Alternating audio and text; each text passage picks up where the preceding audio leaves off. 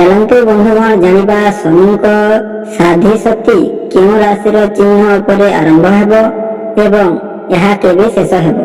ମକର ରାଶିର ବ୍ୟକ୍ତି 26 ଜାନୁଆରୀ 2017ରୁ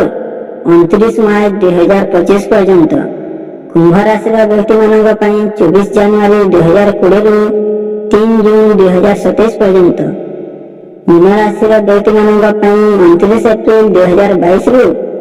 8 ଅଗଷ୍ଟ 2029 ପର୍ଯ୍ୟନ୍ତ, ମେଷ ରାଶିର ବ୍ୟକ୍ତିମାନଙ୍କ ପାଇଁ 29 ମାର୍ଚ୍ଚ 2025ରୁ 31 ମେ 2032 ପର୍ଯ୍ୟନ୍ତ, ବୃଷ ରାଶି ବ୍ୟକ୍ତିମାନଙ୍କ ପାଇଁ 3 ଜୁନ 2027ରୁ 13 ଜୁଲାଇ 2034 ପର୍ଯ୍ୟନ୍ତ, ମିଥୁନ ରାଶି ବ୍ୟକ୍ତିମାନଙ୍କ ପାଇଁ 8 ଅଗଷ୍ଟ 2029ରୁ 27 ଅଗଷ୍ଟ 2036 ପର୍ଯ୍ୟନ୍ତ, କର୍କଟ ରାଶିର ବ୍ୟକ୍ତିମାନଙ୍କ ପାଇଁ 31 ମଇ 2032ରୁ 22 ଅକ୍ଟୋବର 2038 ପର୍ଯ୍ୟନ୍ତ, ସିଂହ ରାଶିର ବ୍ୟକ୍ତିମାନଙ୍କ ପାଇଁ 13 ଜୁଲାଇ 2034ରୁ 29 ଜାନୁଆରୀ 2041 ପର୍ଯ୍ୟନ୍ତ,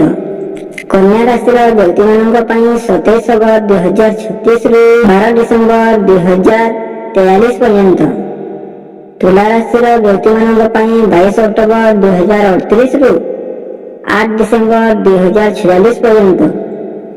ବୃଷ ରାଶିର ବ୍ୟକ୍ତିମାନଙ୍କ ପାଇଁ 28 ଜାନୁଆରୀ 2041ରୁ 3 ଡିସେମ୍ବର 2049 ପର୍ଯ୍ୟନ୍ତ,